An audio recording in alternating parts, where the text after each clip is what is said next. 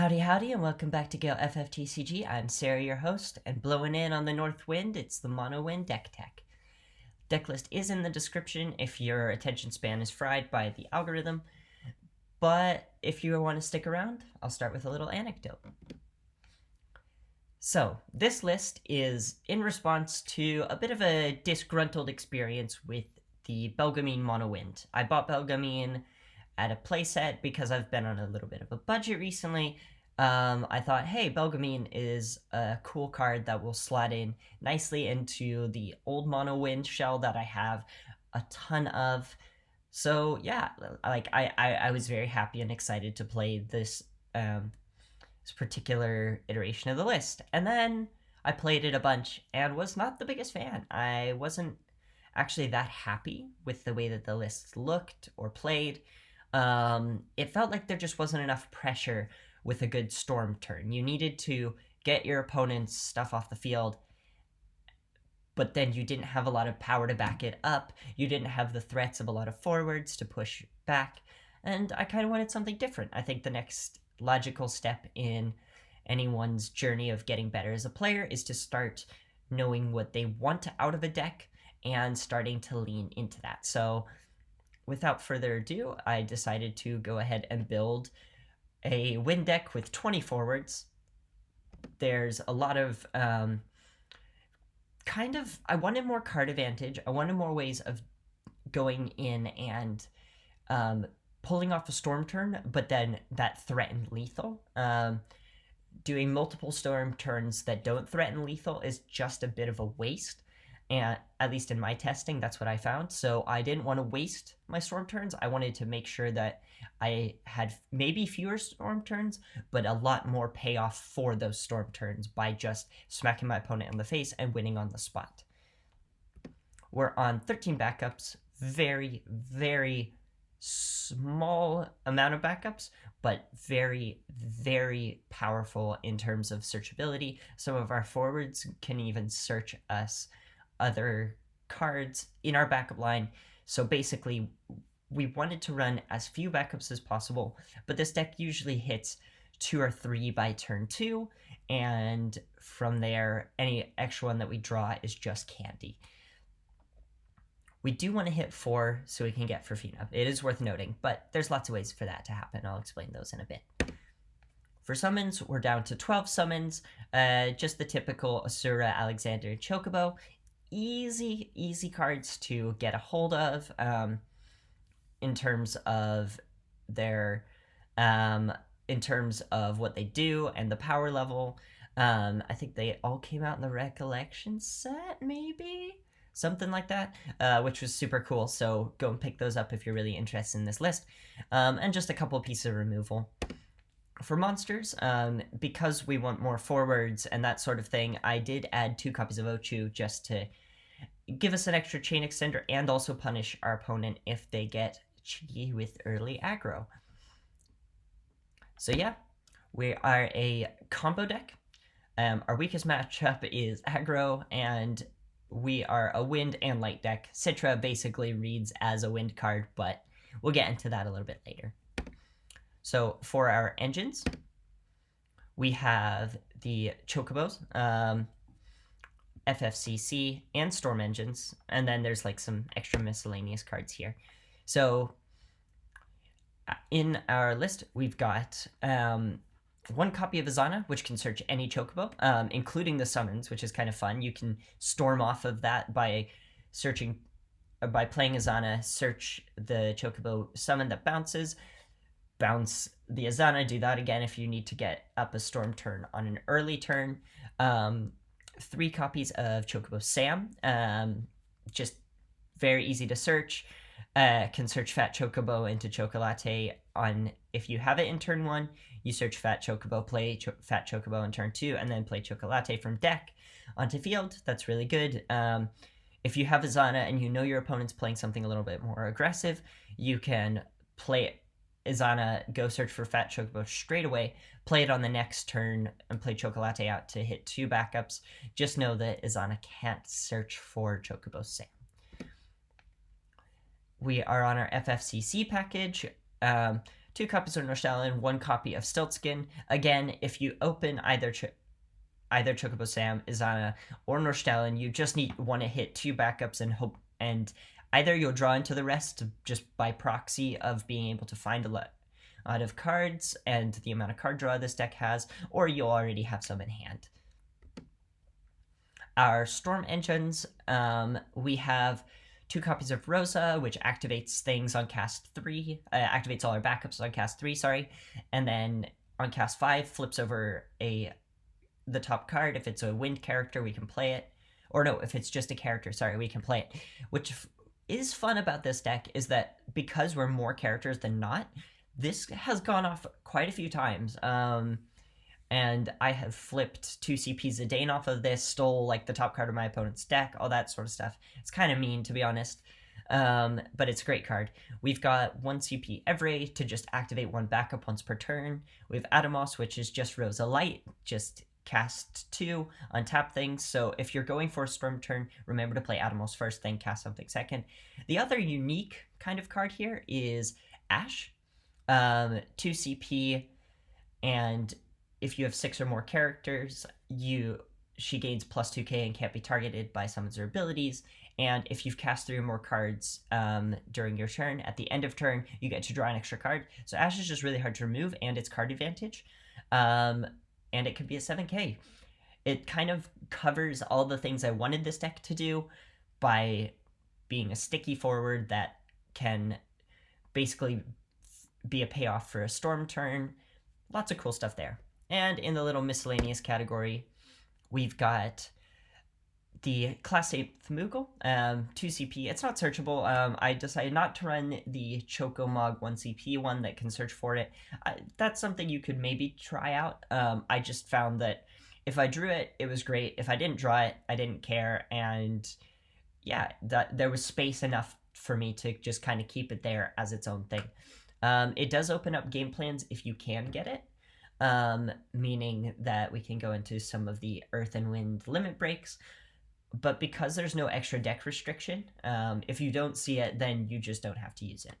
And we're on 2 copies of Carpenter. They just play themselves for free if you're on 3 backups, sorry.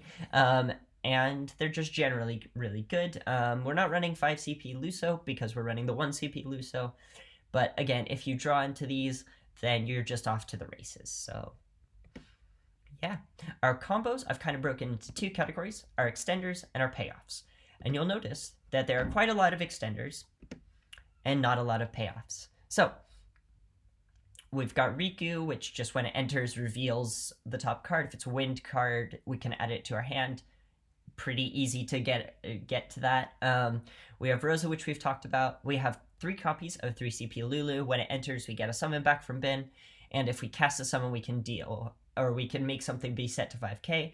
This is particularly good if we're trying to like board wipe or swing out for game. We can make the forwards that are the most powerful become the weakest on our opponent's board, and then force them to either block to save themselves or force them to not block and get through free points of damage. We're on 1 copy of Citra, but this is basically a storm in a can. We can play this, remove 5 wind cards from our bin. Well, not wind cards specifically, cards of any color, but as long as they share a color, basically, we can go ahead, search our deck, and free cast something. So it does count as a cast. So this is basically cast 2 for the price of 1, which is great.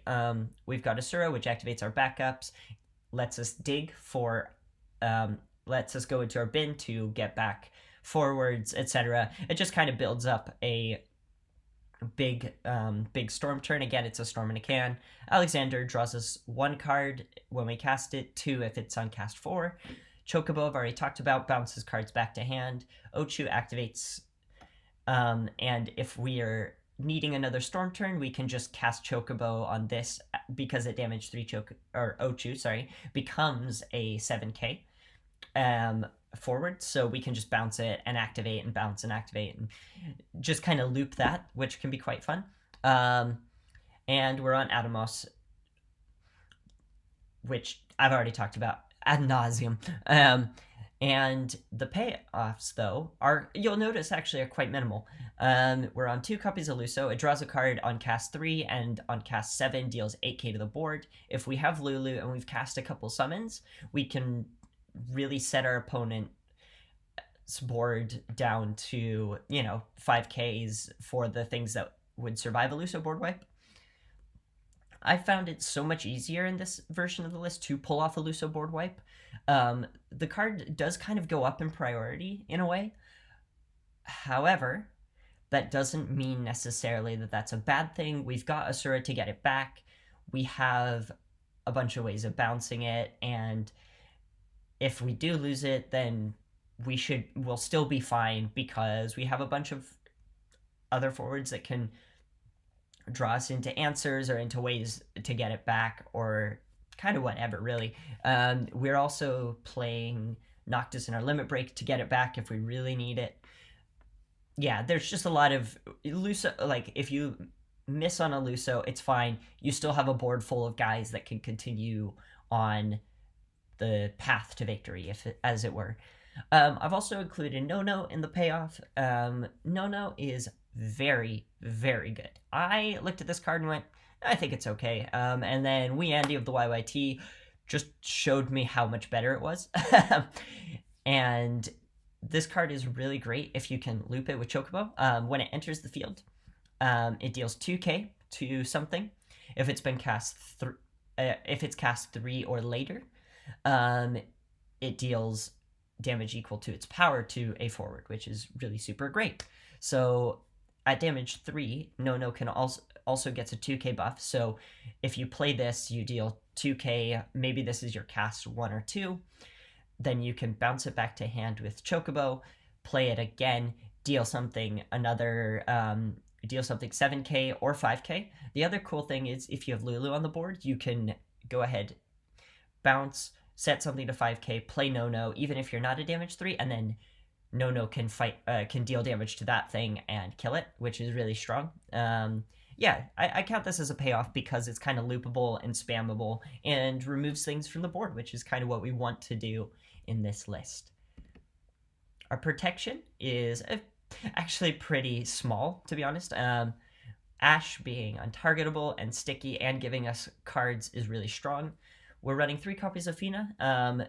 You can basically remove this from the game from your hand to negate 1 action ability from a forward. Auto ability from a forward. This is really good, but if your opponent is really good and they know you're not on 4 backups, usually you are, but if they're not, then your opponent will probably try and do something nasty before that point, so you can't just cancel it. However, the level of inevitability that you'll hit 4 backups is insane in this deck. So really, they have to respect the Fina at all times. If you do happen to flip the Fina, as I have done, off of the Rosa, and it hits the battlefield, it's really good still, because it's just kind of a thing that can't be targeted by summons or abilities.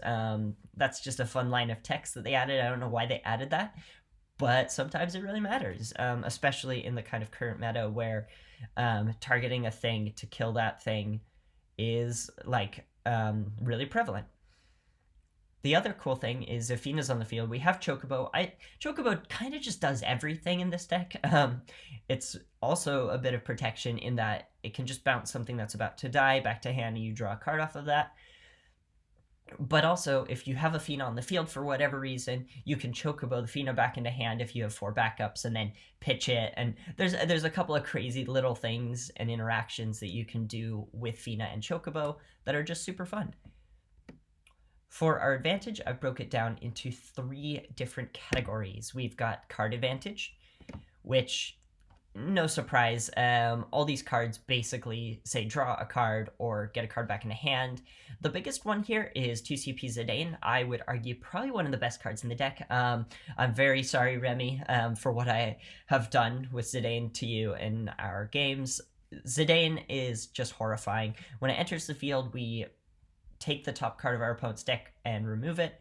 And then we can cast it at any time for any CP, which is just insane. And if we've cast 3, Zidane gets haste. And basically, as we're like in games where we know the deck is stacked against us, most opponents aren't really set up to tech against their own deck. So if we're maybe at a disadvantaged state in the game, getting our opponent's cards can put us actually at a significant advantage. It's hilarious as well because it adds extra storm turns in decks like Mono Water. If we're playing against Mono Water and we have their Kukulane, that's hilarious. If we have Bloom Worm, suddenly we have extra chain extenders that aren't ours, and it means we have a more consistent storm engine than the previous storm decks have had in the past, and that's super fun. I really like this card. It is a bit of a feels bad card, but it definitely wins games. I've had this Zidane win so many games just because my opponent can't play against their own cards. For our searchers, we have one Mog FFBE, which gets us a copy of Fina. Sometimes our opponent knowing that we have the Fina is actually more dangerous than our opponent not knowing that we have the Fina, because they have to play around it, they have to reevaluate it, and sometimes when your opponent has to divert mental resources into figuring out how to play around things, this is obviously, like, if you're a long-time player of the game, this is not hard to do, but if you're a newer player, this can be a little bit of a challenge. So sometimes knowing that that's there means that you have to think about that. You have to factor that into your calculations, and that can be pretty off-putting. We also have Brother. Brother getting Lulu is very good. Lulu being a chain extender is always going to be good, so not much more to say there. And for activation, I've talked about all of these cards pretty much already. The only card that is worth mentioning is 3 CP Adele. It's got haste, and when it attacks, you can activate all of your wind characters, and she won't activate until end of turn, which is kind of cool. This just, again, is another turn extender, but it's also a hasty body. If you've managed to wipe out your opponent, they're like, ha, you can't deal damage. The last point of damage, you're like, you play Adele and you just swing out for a game. That's always kind of a fun little thing you can do with it. There are ways around it if it really matters. Obviously, you can Chocobo Adele back in the hand, then its trigger basically doesn't see itself, and it's fine. You don't have to worry about her not activating because you'll just play another one onto the field. So that's kind of fun there. But beyond that, everything else here is pretty self-explanatory. For our removal suite, we've already talked about it just a little bit. We have Luso that can 8k board wipe. We've got No that can be bounced and recycled and just kill a lot of forwards. We also have 2 copies of Chocomog. Because of No and Class 8 and Mog FFBE and Stiltskin all being Moogles, and also having the Chocobo engine, having Chocomog is really great as an EX burst. It deals 1k for each character that we control. Yes, it is 1k. There's also the Dryad that deals 2k, and I always get them mixed up. But if you control a Job Moogle and a Job Chocobo, you also get to draw a card. So this can be a Storm Extender plus removal at times, which is kind of fun. But be careful that you do have a Moogle on the field and that you do have a Chocobo on the field. Highly likely, but sometimes it comes up. We're on 1 copy of Alexander. If a wind forward enters the field, it costs 0. Or the Alexander costs 0. Sorry. Pardon me. We can choose a forward of cost 5 or more and break it, which is kind of relevant right now, especially because priming is a deck, and because there are some lists running around, rogue lists, but 7 wall and that sort of thing. Whew. Give me a second here. Okay, much better. Or this is also monster removal, where we can break a monster and draw a card, which is pretty good, all things considered. And obviously we have Citra to go and search us a Chocomog if we need it. Also, Citra being able to reduce things by 2k for every summon we cast can be pretty good. I have actually managed to kill forwards off of Citra and Chocomog, so that's definitely worth knowing. And last but certainly not least, we have our limit breaks. I'll just go through these real quick. Sid Highwind, when it enters, check the top 3. You go ahead and you just literally play, and you just check the top 3. Go ahead and get a backup. This is great if you didn't hit any backups or you only hit one backup that doesn't do a lot. You can just start digging for your backups, and it's pretty simple. 2 copies of 4 CP Zidane. When it enters the field, your opponent mills 2, and then if they're the same element, you draw a card. Because of like the prevalence of mono decks, this is really good right now.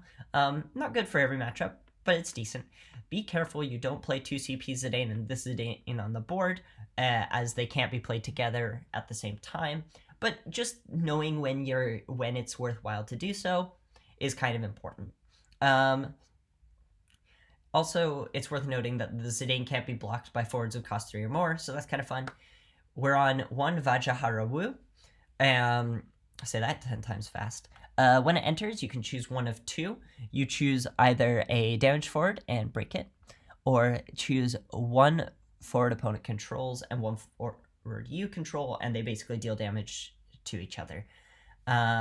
This is great as extra removal if you do manage to get the Earth Moogle, and it's kind of an extra divergent path in case you need it. We're on 1 copy of Ico that can only be cast if you have 9 or more summons in your bin or removed from game. Basically, you can go ahead and search for a summon and remove it from the game, and then you can cast that summon for free. It's just an extra version of Citra, basically. I think I've maybe cast this once while I was very far ahead, but the option is nice to be there because there's no deck building restriction with this card. 1 copy of Noctis. When it enters, you get back a forward from your bin. Easy enough. This is really good, especially if your opponent has also gone off and managed to deal with your board. If you have ways of bringing it back, then it's pretty easy to just go ahead, storm off again, and then Luso to finish out your opponent's board. And 2 copies of Ace. When it enters, deal all forwards opponent controls 1k for each wind character you control. Pretty easy to get, up to 7, 8k plus. And yeah, it's basically just a board wipe. It does have the extra wording of when it attacks, check the top card. If it's a wind character, you can add it into your hand. Or if it's a wind card, sorry, you can add it into your hand. But yeah, beyond that, the list is super duper fun. I'm having a great time playing it. And yeah, thanks for watching. If you like this video, please comment, share, and like. Let me know what decks you would like to see next, and I will get around to making those as soon as possible. I've decided to post every Saturday at 11 a.m., so keep an eye out for more videos to come. If you want to help me get to events, you can scan the coffee QR code up in the top right-hand corner, or follow the link in the description below. This means I can go to events and cover all of the wonderful things that have been going on in our game, in my local scene, and also abroad in other scenes. But yeah, have a great day and a great rest of your week.